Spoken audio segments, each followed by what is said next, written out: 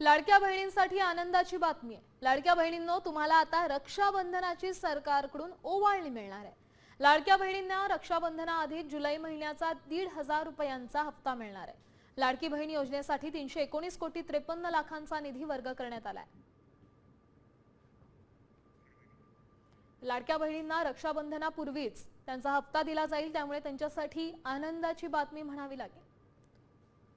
जवळपास 319 कोटी 53 लाखांचा निधी हा या योजनेसाठी, या हप्त्यासाठी वर्ग करण्यात आलेला आहे।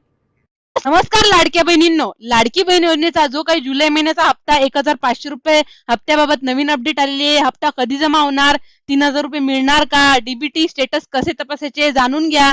लाडकी बहीण योजनेचा जो काही जुलै महिन्याचा 1,500 हप्त्याची वाट पाहणाऱ्या पात्र महिलांसाठी नवीन अपडेट समोर आलेली आहे।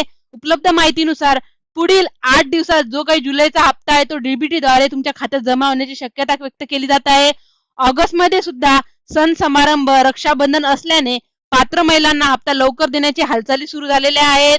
त्यामुळे 15 ऑगस्टच्या आसपास 1,500 रुपये खात्यात जमा होण्याची शक्यता होती, मात्र ही शक्यता झालेली नाहीये। त्यामुळे 15 ऑगस्टच्या आसपास 1,500 रुपये तुमच्या खात्यामध्ये जमा होणार होते, मात्र ते झालेले नाहीयेत। तर काही तांत्रिक अडचणीमुळे 18 ऑगस्ट पर्यंत जो काही जुलै महिन्याचा हप्ता आहे तो जमा झालेला नाही। तर जुलै आणि ऑगस्टचे हप्ते एकूण 3,000 रुपये देण्याची शक्यता व्यक्त केली जात आहे, कारण आता जवळच रक्षाबंधन आलेले आहे।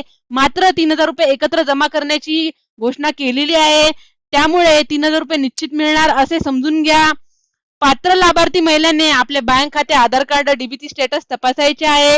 एकूण 3,000 रुपये हे लाडक्या बहिणीला त्यांच्या रक्षाबंधनाच्या दिवशी मुख्यमंत्री लाडकी बहीण योजनेतर्फे मिळणार आहेत।